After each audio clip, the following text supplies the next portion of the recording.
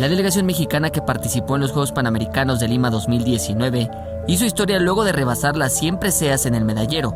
Atletas como Paola Longoria, Daniela Campuzano y Gerardo Ulloa lograron poner a México en el top 5 del medallero panamericano.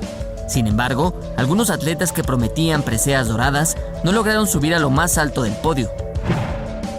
Tras un selectivo controversial, los clavadistas Yael Castillo y Paola Espinosa llegaban a la justa deportiva como favoritos para conseguir oro.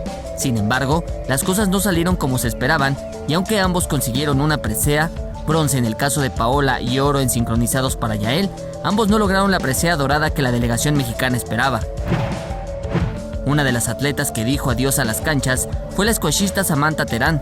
Esta experimentada deportista consiguió una presea de bronce en la modalidad de parejas. Sin embargo, debido a una lesión en la rodilla, no pudo participar en singles, modalidad en la que se esperaba una presea áurea.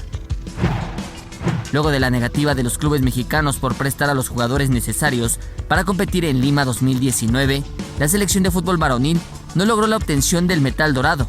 La sub-22 fue eliminada de la semifinal por su similar de Honduras, un duro golpe que para muchos significó el fracaso del combinado azteca.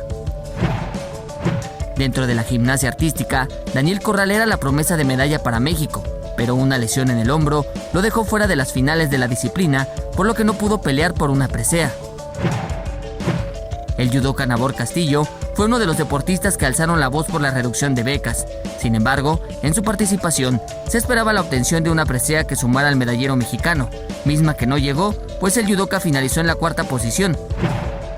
Ellos fueron los atletas que, si bien algunos lograron una presea, quedaron a deber en estos Juegos Panamericanos.